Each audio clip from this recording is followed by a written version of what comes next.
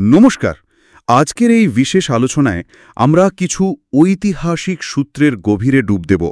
এগুলো ঊনবিংশ শতাব্দীর ভারতের একটা অত্যন্ত গুরুত্বপূর্ণ ঘটনা নিয়ে সাঁওতাল বিদ্রোহ, মানে যাকে হুল বলা হয়। হ্যাঁ, আমাদের হাতে যে সূত্রগুলো আছে সেগুলো মূলত 1855-56 সালের এই বিদ্রোহের প্রেক্ষাপট, এর কারণ আর এর তাৎপর্য নিয়ে কথা বলে। ঠিক। আর আমাদের আজকের লক্ষ্য হল এই সূত্রগুলোর সাহায্যেই পুরো বিষয়টা বোঝা, মানে ঠিক কি ঘটেছিল, কেন ঘটেছিল, আর কেন এটা এত গুরুত্বপূর্ণ ছিল। তো শুরু করা যাক একদম গোড়া থেকে। নিশ্চয়ই। সূত্রগুলো সাঁওতালদের নিয়ে কি বলছে, মানে তাদের পরিচয়, তারা কেমন ছিলেন? সূত্র অনুযায়ী সাঁওতালরা ছিলেন খুব পরিশ্রমী আর বলতে গেলে বেশ সরল প্রকৃতির মানুষ।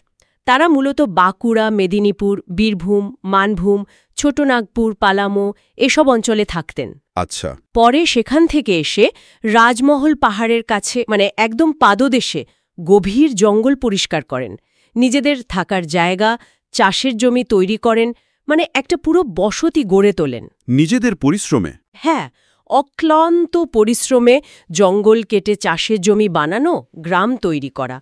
এই নতুন অঞ্চলে তারা একটা নামও দিয়েছিলেন, দামিন-এ-কোহ।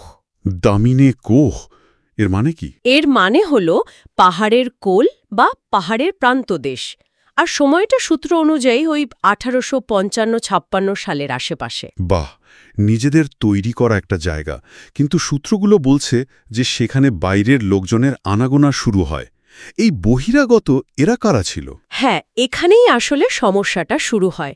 সূত্র বলছে এই বহিরাগতরা ছিলেন মূলত মহাজন, মানে যারা টাকা ধার দিত চড়া সুদে, তারপর ব্যাপারী বা ব্যবসায়ী, নতুন গজিয়ে ওঠা জমিদার, আর অবশ্যই ইস্ট ইন্ডিয়া কোম্পানির কর্মচারী আর তাদের লোকজন। মানে এক কথায় শোষক শ্রেণী বলা যেতে পারে। দেখুন, ঔপনিবেশিক সময়ে এটা প্রায়ই ঘটত। যেখানে স্থানীয় আদিবাসী সম্প্রদায় একটু গুছিয়ে বসত, সেখানে বাইরের অর্থনৈতিক আর প্রশাসনিক শক্তি এসে তাদের জীবনযাত্রায় মানে একটা চাপ সৃষ্টি করত। এই চাপটা ঠিক কেমন ছিল? মানে এই বহিরাগতদের কাজে কর্মে সাঁওতালদের জীবন কি সরাসরি প্রভাবিত হচ্ছিল? সূত্রগুলো কি এ ব্যাপারে কিছু বলে? অবশ্যই বলছিল। সূত্রগুলো তো পরিষ্কারভাবেই বলছে যে এদের সম্মিলিত কার্যকলাপ সাঁওতালদের জীবন একেবারে যাকে বলে দুর্বিষহ করে তুলেছিল। যেমন ধরুন মহাজনদের কথা। তারা ঋণ দিত, কিন্তু সুদ নিত অসীম বেশি। সূত্র অনুযায়ী এই সুদের হার এতটাই বেশি ছিল যে সাঁওতালরা একবার ঋণ নিলে আর বেরোতে পারত না, একটা ঋণের জালে জড়িয়ে পড়ত। মানে প্রজন্মের পর প্রজন্ম ধরে সেই ঋণ চলত? একদম। অনেক সময় তো জমিজমাও চলে যেত এই ঋণের দায়। এটা ছিল একটা ভয়ানক অর্থনৈতিক শোষণ। শুধু মহাজনরাই নাকি ব্যাপারী জমিদাররাও ছিল? সবাই। ব্যাপারীরা সাঁওতালদের ফসল কিনত বা জঙ্গল থেকে আনা জিনিসপত্র কিন্তু খুব কম দামে, কিন্তু বাইরে বেচত অনেক বেশি দামে।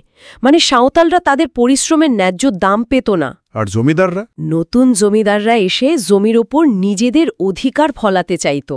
যে জমি সাঁওতালরা নিজেদের পরিশ্রমে তৈরি করেছে তার ওপর। আর সবচেয়ে বড় সমস্যা ছিল সূত্র অনুযায়ী কোম্পানির প্রশাসন বা আদালত। তারা সাহায্য করত না? না, প্রায়শই সাঁওতালদের অভিযোগ শোনা হতো না, বা শুনলেও রায় যেত ওই বহিরাগতদের পক্ষেই। এই যে সম্মিলিত শোষণ, অবিচার আর প্রশাসনের উদাসীনতা, এটাই সাঁওতালদের মনে ক্ষোভ জমাচ্ছিল। সূত্রগুলো এটাকে কঠোর অত্যাচার বলছে। বুঝতে পারছি।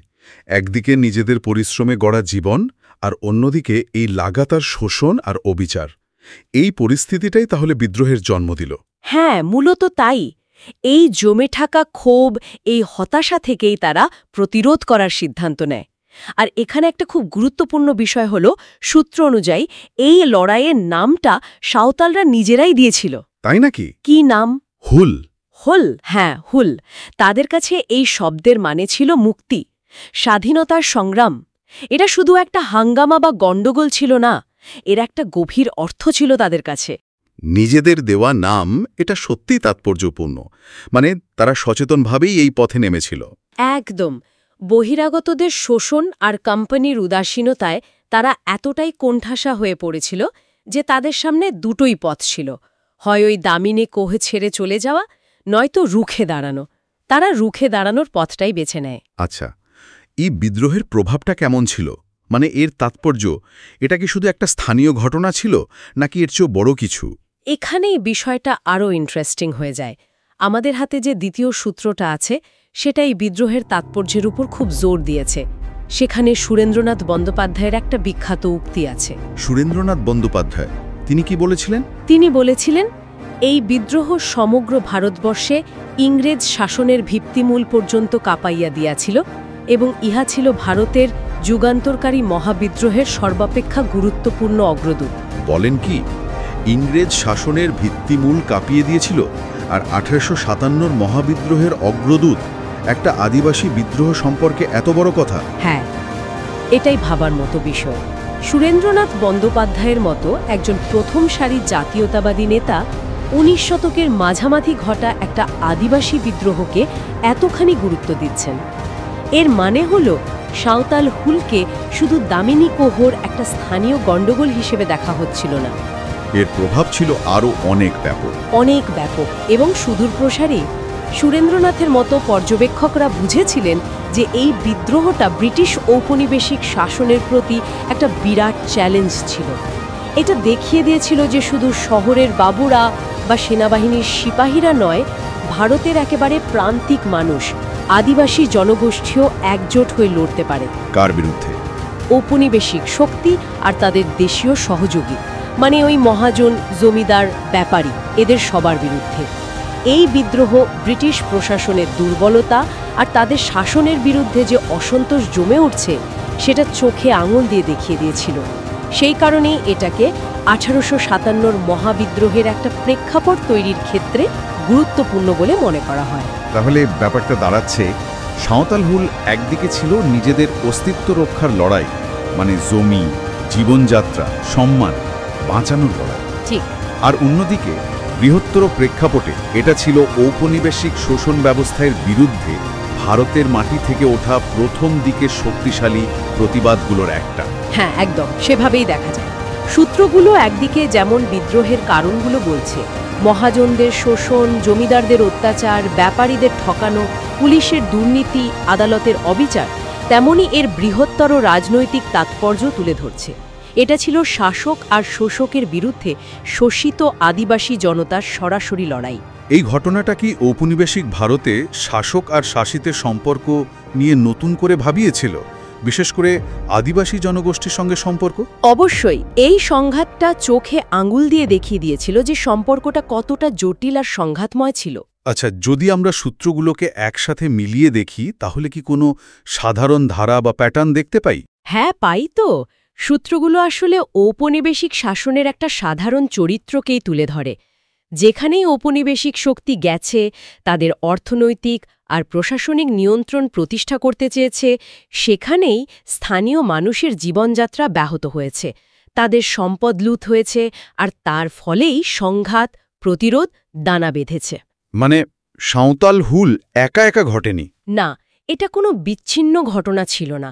এটা ছিল ওই বৃহত্তর ঐতিহাসিক প্রক্রিয়ারই একটা অংশ। ভারতের অন্যান্য জায়গাতেও তো একই সময়ে বা আগে পরে এরকম অনেক কৃষক আর আদিবাসী বিদ্রোহ হয়েছে। কারণগুলো প্রায় একই ছিল, ওই ঔপনিবেশিক শোষণ আর স্থানীয় শোষকদের অত্যাচার। তাহলে প্রথম সূত্রটা যেখানে ঘটনার স্থানীয় কারণ আর প্রেক্ষাপট বলছে, হ্যাঁ, আর দ্বিতীয় সূত্রটা তাকে একটা সর্বভারতীয় তাৎপর্যের জায়গায় নিয়ে যাচ্ছে। দুটো মিলিয়ে দেখলে বোঝা যায় কিভাবে একটা স্থানীয় অসন্তোষ একটা বৃহত্তর জাতীয় প্রতিরোধের প্রতীক হয়ে উঠতে পারে। আচ্ছা, তাহলে আজকের আলোচনা থেকে সূত্রগুলোর ভিত্তিতে যে মূল বিষয়গুলো উঠে এলো সেগুলো যদি একটু গুছিয়ে নিই। প্রথমত, 1855 সালে রাজমহল পাহাড়ের কাছে দামিনীকোহ অঞ্চলে সাঁওতাল আদিবাসীরা একটা বিরাট বিদ্রোহ করেন। ইতিহাসে এটাই সাঁওতাল হুল নামে পরিচিত। দ্বিতীয়ত, এই বিদ্রোহের মূল কারণ ছিল বহিরাগতদের, মানে মহাজন, ব্যাপারী, জমিদার আর কোম্পানির লোকজনের লাগাম ছাড়া শোষণ, অত্যাচার আর অবিচার। সূত্রগুলো পরিষ্কার বলছে এটাই সাঁওতালদের শান্তিপূর্ণ জীবনকে একেবারে তছনছ করে দিয়েছিল। তৃতীয়ত, খুব গুরুত্বপূর্ণ ব্যাপার হল সাঁওতালরা নিজেরাই তাদের এই লড়াইয়ের নাম দিয়েছিল হুল। এটা তাদের সচেতন প্রতিরোধ আর স্বাধীনতার ইচ্ছেটাকেই প্রকাশ করে, তাই না? একদম। আর চতুর্থত, এর তাৎপর্য ছিল বিরাট। সুরেন্দ্রনাথ বন্দ্যোপাধ্যায়ের কথা অনুযায়ী এই বিদ্রোহ শুধু স্থানীয় স্তরে থেমে থাকেনি, এটা ব্রিটিশ ভারতের শাসন কাঠামোকে নাড়িয়ে দিয়েছিল আর 1857 সালের মহাবিদ্রোহের অন্যতম গুরুত্বপূর্ণ অগ্রদূত হিসাবে কাজ করেছিল। এটা প্রমাণ করে যে ভারতের স্বাধীনতা সংগ্রামে আদিবাসী জনগোষ্ঠীর লড়াইয়েরও একটা বড় ভূমিকা ছিল। অবশ্যই ছিল। আর সবশেষে সূত্রগুলো থেকে উঠে আসা একটা বিষয় নিয়ে কিন্তু ভাবা যেতে পারে।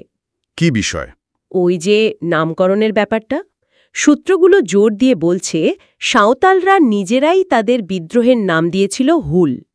যখন কোনো নিপীড়িত জনগোষ্ঠী তাদের নিজেদের লড়াইয়ের, নিজেদের প্রতিবাদের নাম নিজেরা দেয়, সেটার তাৎপর্য ঠিক কী হতে পারে? মানে নিজেদের প্রতিরোধকে নিজেদের ভাষায়, নিজেদের শব্দের সংজ্ঞায়িত করার মধ্যে কি একটা অন্যরকম শক্তি থাকে? এই প্রশ্নটা হয়তো আমাদের আরও একটু ভাবার খোরাক যোগায়।